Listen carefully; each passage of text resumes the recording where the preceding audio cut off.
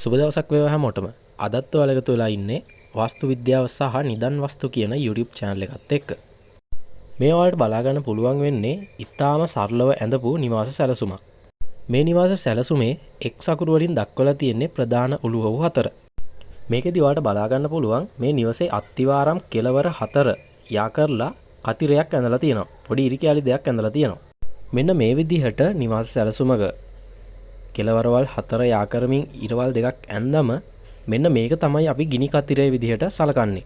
එතකොට මේ සැලසුමේ ඔයාලට බලා ගන්න පුළුවන් මේ ගිනි කතිරයට මේ X කියලා සඳහන් කරලා තියෙන උළුවහු 4ම සම්බන්ධ වෙලා තියෙනවා.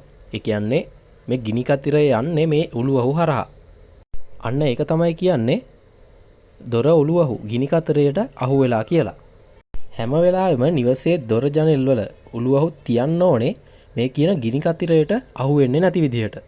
හරි, මේ වීඩියෝ එකේදී මට ඔයාලට කියලා දෙන්න ඕන උනේ මේ ගිනි කතිරය කියන එක කොහොමද අඳුරගන්නේ කියලා.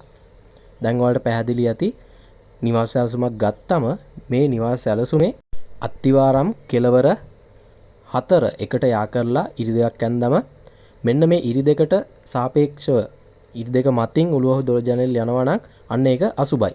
මෙන්න මේ විදිහට තමයි ගිනි කතිරය කියන එක අඳුරගන්නේ. හරි, මම ඊළඟ වීඩියෝ එකේදී ඔයාලට කියලා දෙන්නම් ඇයි මේ ගිනි කතිරයට උළුවහු ජනෙල් හසු වීම අසුබ වෙන්නේ. එතකොට මේ ගිනි කතිරේ එන තැන් වලට මොන වගේ දේවල්ද තියෙන්න ඕනේ.